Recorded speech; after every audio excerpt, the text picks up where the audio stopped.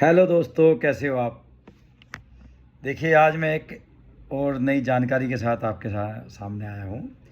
देखो, अलका याग्निक एक भारतीय पार्श्व गायिका, एक बहुत सफल गायिका, जो कि पिछले कुछ दिनों से गुमनामी के अंधेरों में हैं, नहीं दिखाई दे रही। लेकिन उन्होंने 4 दशकों से अधिक समय तक हिंदी फिल्म संगीत में अपनी मधुर आवाज़ से श्रोताओं का दिल जीता है। और देखो, ये किसी परिचय की मोहताज नहीं है, लेकिन आज एक गंभीर बीमारी के कारण जो है ये दरअसल सामने नहीं आ रही है। इनका अगर मैं आपको संक्षिप्त परिचय बताऊं तो इनका जन्म 20 मार्च 1966 में कोलकाता, पश्चिम बंगाल में हुआ। और ये एक बहुत ही सुंदर प्लेबैक सिंगर, इनके गाने सुन सुनकर देख देख कर हम बड़े हुए हैं।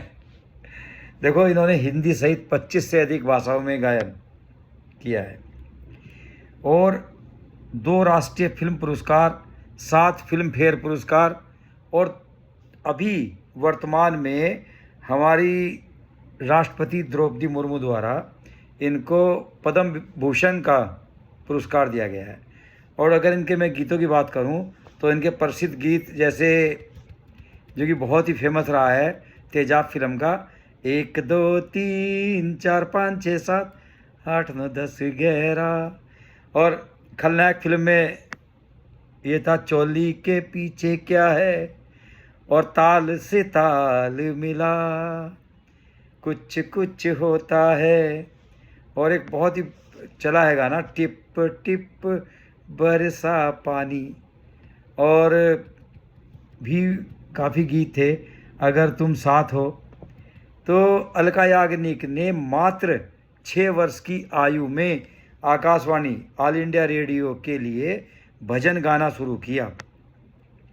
उन्हें जो बड़ा ब्रेक जो है 1988 में जो फिल्म तेजाब आई, अनिल कपूर थे इसमें, उसमें गीत गाया इन्होंने, वही जो मैं आपको बता रहा था, 1 2 3। तो इससे इन्हें बहुत बड़ा ब्रेक मिला और उन्हें रातों रात स्टार बन गई। और मैं हाल की जानकारी आपको बताऊं कि 2026 में उन्हें भारत सरकार द्वारा पद्म विभूषण से सम्मानित किया गया। तो जो हमारी वर्तमान राष्ट्रपति हैं श्रीमती द्रौपदी मुर्मू जी, उनके द्वारा दिया गया है।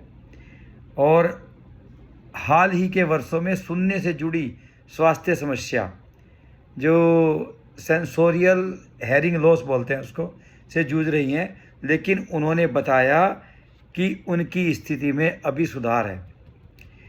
तो देखो, 1988 में जो तेजाब फिल्म आई थी, वही 1 2 3, उसने बॉलीवुड में बड़ी पहचान दिलाई और ये रातों रात स्टार बनी, राइट।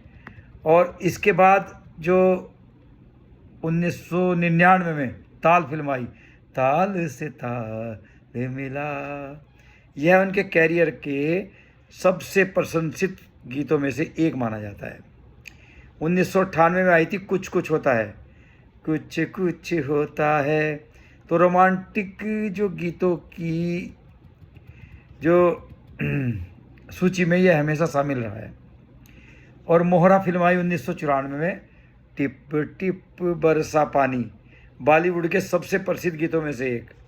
और तमाशा फिल्म आई थी 2015 में, अगर तुम साथ हो, नई पीढ़ी के बीच उनका सबसे लोकप्रिय भावात्मक गीत माना जाता है।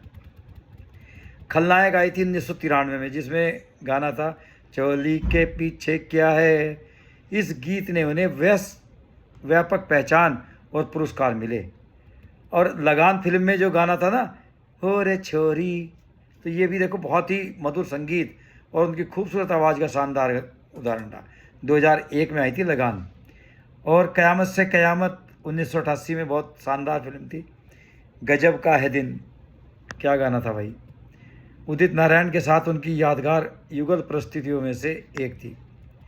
फिर राजा हिंदुस्तानी 1996 में, परदेसी परदेसी जाना नहीं, 90 के दशक का सबसे लोकप्रिय दर्द भरा गीत। और हम दिल दे चुके सनम 1999, चांद छुपा बादल में, रोमांटिक गीतों के प्रेमियों का पसंदीदा गाना। तो देखो, जो अलका याग्निक के बारे में रोचक तथ्य मैं आपको बताऊं, उन्होंने 25 से अधिक भाषाओं में गाने गाए, 7 फिल्मफेयर पुरस्कार, 2 राष्ट्रीय फिल्म पुरस्कार मिल चुके हैं और 2026 में उन्हें अभी पद्म भूषण से सम्मानित किया गया।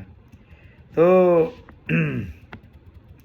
अलका याग्निक को सेंसरी न्यूरल हियरिंग लॉस नाम की एक दुर्लभ बीमारी, सुनने की बीमारी हुई है। उन्होंने 2024 में बताया था कि एक वायरल संक्रमण के बाद अचानक उनकी सुनने की क्षमता प्रभावित हो गई। देखो, यह बीमारी क्या होती है? यह कान के अंदरूनी हिस्से, जो इनर ईयर है ना, या सुनने वाली नस, ऑडिटरी नर्व को नुकसान पहुंचाता है, जिससे आवाज़ सुनने में कठिनाई होती है। कई मामलों में यह अचानक भी हो सकती है, ये किसी को भी हो सकती है, कोई मतलब ऐसी बात नहीं है कि ये कि विशेष कोई हुई है। देखो, अलका याग्निक ने बताया कि एक उड़ान, मतलब हवाई जहाज से उतरने के बाद उन्हें अचानक सुनाई देना बंद हो गया। तो जब सुनाई देना बंद हुआ तो उन्होंने हल्का सा दर्द भी महसूस किया। जांच के बाद डॉक्टरों ने इसे वायरल संक्रमण से जुड़ा दुर्लभ सेंसोरियल हियरिंग लॉस बताया। अभी उनकी स्थिति में काफ़ी सुधार है, रिकवरी हो रही है। लेकिन देखो, एक गुमनामी के अंधेरे में चले जाते हैं तो ऐसा ही होता है।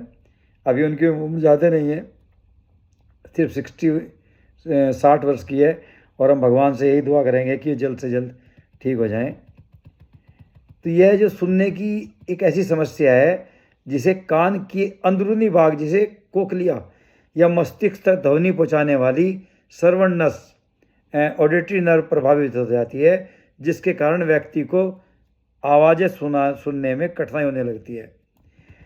उसमें क्या होता है, देखो, फ़ोन पर भी बहुत कम सुनाई देता है और सुनाई देना बंद हो जाता है। लोगों की बातें स्पष्ट, मतलब समझ में नहीं आती, और कानों में सीटियाँ, घंटी, भनभनाहट की आवाज़, जिसको टिनिटस बोलते हैं, ये भी हो जाती है। और शोर वाले माहौल में सुनने में अधिक परेशानी होती है। कभी कभी चक्कर भी आ जाते हैं और संतुलन भी बिगड़ जाता है। और उम्र बढ़ने के साथ सुनने की क्षमता का कम होना, बहुत तेज़ आवाज़ या संगीत के लंबे समय तक संपर्क में रहना, सिर या कान की चोट, कुछ दबाव के दुष्प्रभाव, दुर्लभ मामलों में ऑटोन्यूमल या आनुवंशिक कारण हो जाते हैं। राइट। अचानक हुए मामलों में डॉक्टर एस्टेरॉयड दवाई दे सकते हैं।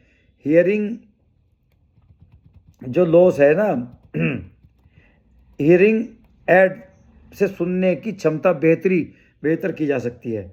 गंभीर मामलों में कोक्लियर इम्प्लांट की सुविधा दी जाती है और संक्रमण से बचाने के, मतलब काफ़ी जो दवाइयाँ हैं, अन्य कारणों का उपचार किया जा सकता है।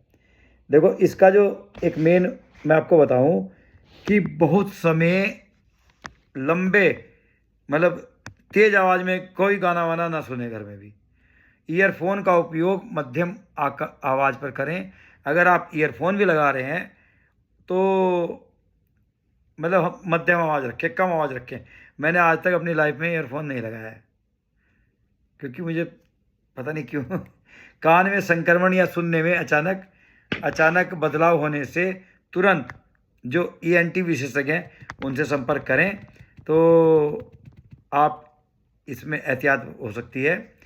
देखो, अलका याग्निक ने भी लोगों को तेज़ आवाज़ में संगीत सुनने या अत्यधिक हेडफोन उपयोग से सावधान रहने की सलाह दी, क्योंकि सुनने की क्षमता की सुरक्षा बहुत महत्वपूर्ण है।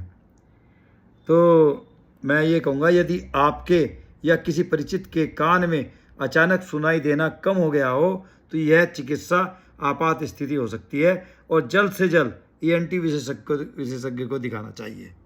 Thank you.